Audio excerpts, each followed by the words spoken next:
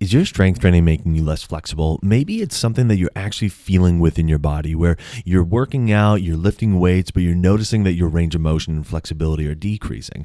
Or maybe it's a perceived decrease in range of motion or belief you have that if you start to do strength training, it will make you less flexible. Either way, what can be done about this? This is the exact question that Julie and I will be exploring on today's episode of the Exercise is Health podcast. We're going to cue the intro song and then we're going to dive right into this conversation. Welcome to the Exercise is Health podcast, where we're talking about exercise, health, and the interconnectedness of the two. We are your hosts, Charlie and Julie, and we will be coming to you every single week from our studio, Muscle Activation Schaumburg.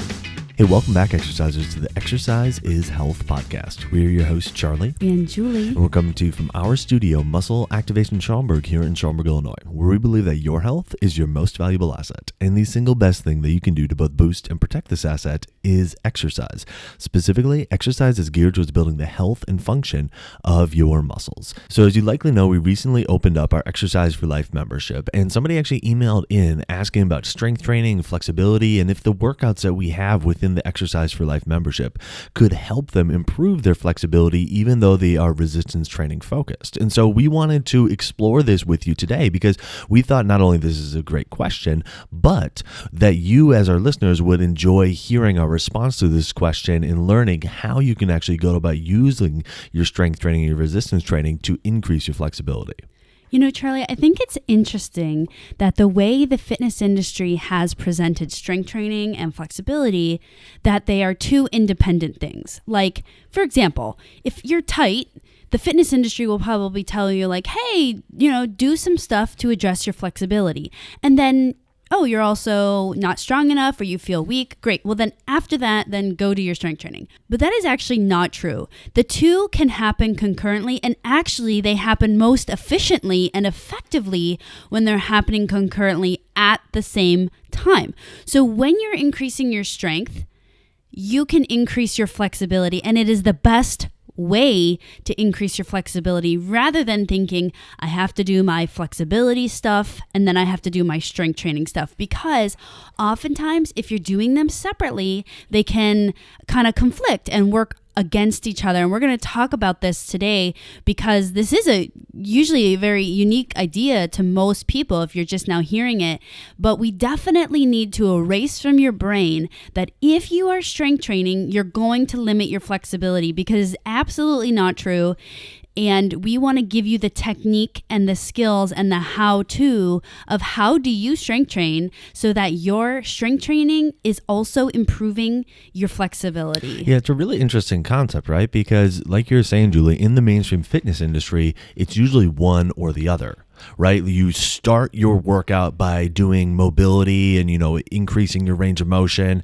And then you go and you do your strength training. And then at the end, you go back and you do more mobility work for your cool down. And on the days that you're not doing your strength training, you do your mobility work. And so it's just like they're so separated, within the mainstream fitness industry. And honestly, in our experience, when you combine the two, and I'm not talking about like doing a stretch while you're doing an exercise, but actually just simply focused on doing your strength training in the way that we're going to lay it out today, you can increase your range of motion without having to do the stretching, without having to do the mobility work, without having to take time to do all that. And not only that, not only can you increase it, but if you're like, well, I'm already moving pretty well, you can make sure that you're able to maintain it as well. And so that's a really big thing, because exactly like you said, Julie, a lot of times we notice that, I'm not moving as well as I once did. And so, or I'm feeling stiff, I'm feeling tight, I'm feeling achy. And so then the focus becomes on stretching, mobility, stretching, mobility, stretching, mobility.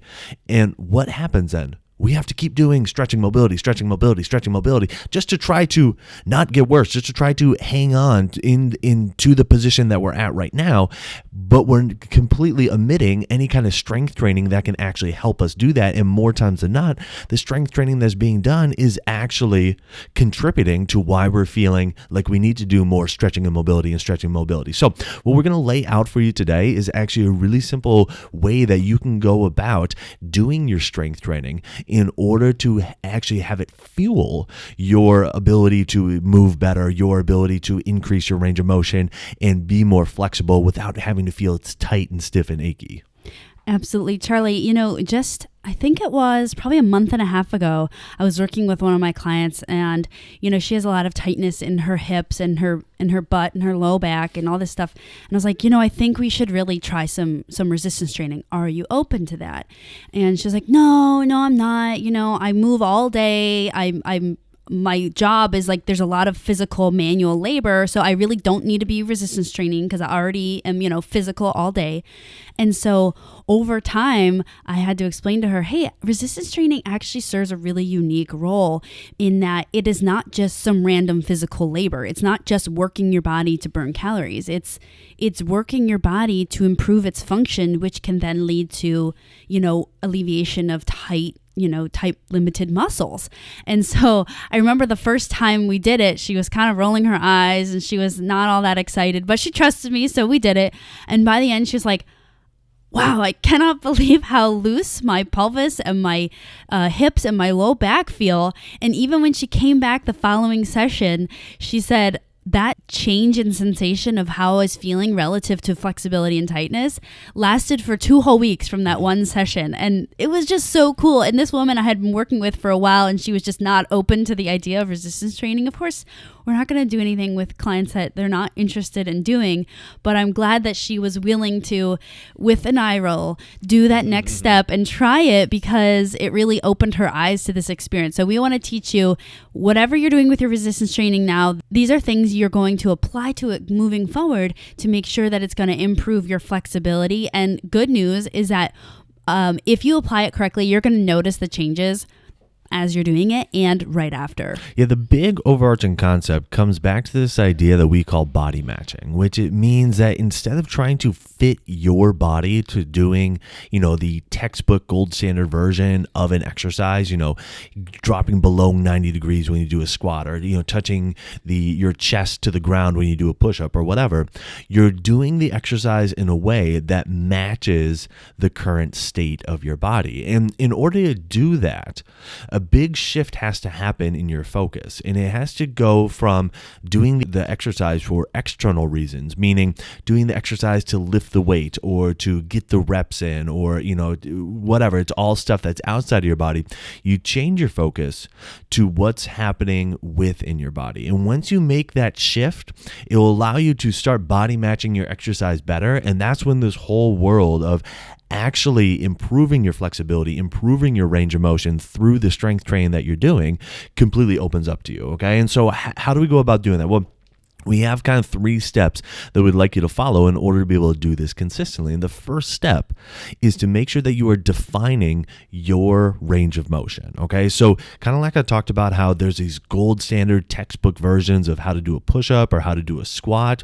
When you're thinking about, okay, I'm going to do these exercises, use those textbook gold standard versions as like a general framework for like, all right, this is kind of the 10,000 foot overview of, what this exercise should look like. But then all the nuances and the idiosyncrasies of like how you actually go about doing them, they're all dependent upon your body and your range of motion. So this first step is to define your range of motion. So for example, if you're doing a push-up, how well do your shoulders move? Does your right shoulder move differently than your left shoulder? Figure out, okay, like if I'm going to do this push-up motion, what does this motion look like on me? Where is it feeling good? Is there any kind of symptom that I'm experiencing as far as pain, tightness, discomfort, anything like that? Define your range of motion, specifically your symptom-free range of motion. That's really the first step in this whole process. Absolutely, Charlie. So many people, including us, before we started to explore all these principles, is the range of motion was defined by whatever the machine said or the instructor said or the coach said. And so you just did it and you tried to get your body to match that. But that is all about external performance. When we want to change to exercise to improve your health or your flexibility, we have to transition into an internal approach, which means I'm going to do this push-up thing and I needed to figure out what does my body do that makes this push-up thing happen, not how do I make my body morph into this push-up form. Because the more that we're respecting what your body does, how your body moves, where it's talking to you, where it says it's good, where it says it's this is icky on my shoulder, the more that we're respecting all that communication, the more your body's going to respond in a positive way. The more that we say, hey, I'm going to do this push-up even though at the bottom my shoulder's zinging and at the top my wrist bothers me, I'm just going to ignore those because I need to do my push-ups, the more your body is going to tighten up and respond in a more negative way, meaning having those side effects of more tightness or achiness after your workouts. But again, the more that we stay in the range of motion that you have, that's defined by your body, the more that our body will open up and actually give us more range. We just have to be listening. We just have to be respecting what our body is communicating to us. Absolutely. Okay, so I know we started off with this idea of talking about range of motion, but step number 2 in this whole process is actually, I'm not going to say it's like the most important step, but it's going to be the step that really where your focus goes with that. And that's while you're doing the exercise, focus on squeezing your muscles. Okay. So I know the whole like kind of topic again is like range of motion, flexibility, but really the way to make your strength training help you move better, help, increase your range of motion, increase your flexibility, your joint mobility is while you're doing the exercise, not only are you staying within your specific range of motion, but you are focused on squeezing your muscles. So if you're just focused on the range of motion, that means we are oftentimes losing focus on what's happening with the muscle squeeze. And when we deter our minds from the muscle squeeze, when we distract ourselves with other things other than the muscle squeeze, that's when we're actually liable to end up losing range of motion, end up feeling tight, achy, stiff after doing our strength training. But when we can keep our focus on squeezing our muscles, it becomes so much easier to use our strength training to increase our range of motion. Absolutely. And that is the big key to when you're taking exercise from doing reps or looking like the teacher or just following the workout on the screen to, hey, I'm going to start customizing this to my body. We're respecting the range of motion that our body says we can have. And then we're also trying to highlight the muscle squeeze. A lot of people use the muscle squeeze as like the side effect, as like, oh, I'm doing some reps and then eventually I start feeling my lats. Great, I got a lat squeeze in there. But actually what we're saying is highlight the muscle squeeze. Make it about the muscle squeeze. So the more that you're prioritizing squeezing the muscle, this will also help you define your range of motion. So use these two together because that's how we're going to take exercise from being this external thing that is matched to someone else's body to now this exercise thing that's matched to your body. And again, matching it to your body or body matching is the key to making sure that exercise is not limiting your range of motion, but is actually improving your range of motion. Exactly. Okay, now step number 3 is actually step number 1 all over again. Yes. Keep doing step number 1. Keep defining your range of motion. Now, what do we mean by this? Is while you're doing the exercise, you're focused on squeezing your muscles, and then you're feeling how far your body will let you move while you stay focused on squeezing your muscles. And you feel that with every single rep. So a client came in last week and it was so cool watching her do a chest press because the first few reps as she did, we had to really strictly define her range of motion and making sure that she wasn't moving too far for her body. And so we found where she could move and it was symptom free. And then by focusing on squeezing the muscles and staying within her range of motion, she could actually explore every rep after those first couple. Okay, where can my body move now? And what we saw is over the course of a set and over the course of the entire session, her range of motion increased because she was continuously going back and exploring, okay, what's my range of motion now? Where, redefining that range of motion with every rep that she was doing while still staying focused on the muscles. And so it was so cool because again, over the course of the session, not only did her range of motion increase, but the amount of motion she could use and still feel strong, still feel connected to her muscles, still feel like, okay, her joints weren't bothering her while she was doing it. That increased over the session as well. And so it was a dramatic shift from the beginning to the end of the session simply by going back in with every single rep, making sure that she's defining her range of motion while staying focused on squeezing her muscles. Absolutely. That's a great example of just how quickly your body will give you more range of motion as long as you're systematically checking and making sure, hey, am I respecting my range of motion? Great. Am I squeezing my muscles? Great. Am I going back to range of motion? Am I squeezing my muscles? You would be surprised at how quickly your body will change when you work with it rather than when you force it to do things. From these concepts, we've talked about these concepts, in under different umbrellas in the past, but we actually recently got a testimonial from our podcast of someone that was sharing that, hey, they've been applying all these principles and they can't believe how much increase of flexibility and mobility that they've gotten just from strength training in this manner. And again, it's because when you do these things together, when you work on flexibility and strength together, you're going to get the best results, and it's more effective, it's quicker and more efficient to get there. Absolutely. And this is exactly what we teach in all the workouts that we have within the Exercise for Life membership. And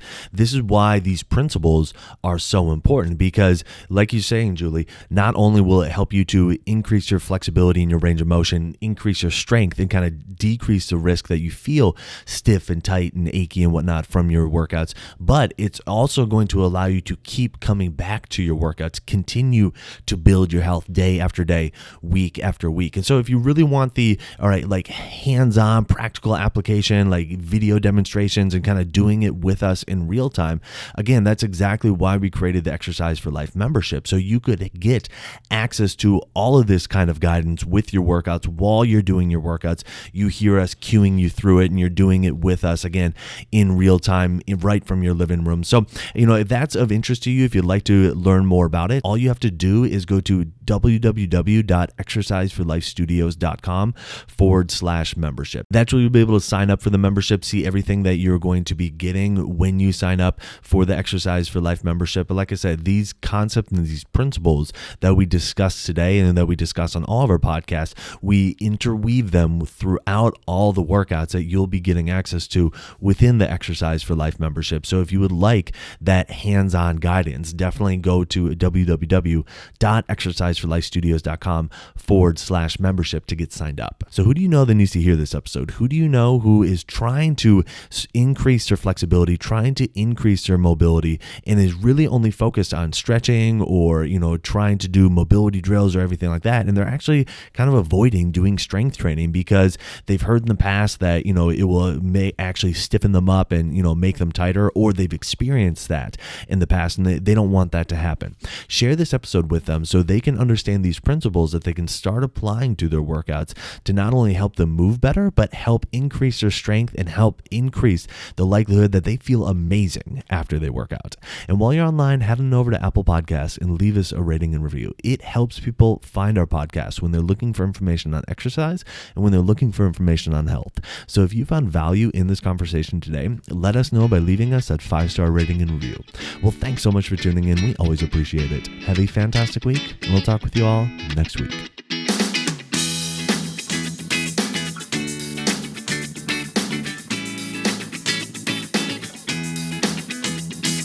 This podcast is for information purposes only. The statements and views on this podcast are not medical advice. This podcast, including Julie and Charlie Gates, disclaim responsibility for any possible adverse effects from the use of information contained herein. Opinions of guests are their own, and this podcast does not endorse or accept responsibility for statements made by guests. This podcast does not make any representations or warranties about guest qualifications or credibility. This podcast may contain paid endorsements or advertisements for products or services. Individuals on this podcast may have a direct or indirect financial interest in products or services referred to herein. If you think you have a medical issue, consult a licensed physician.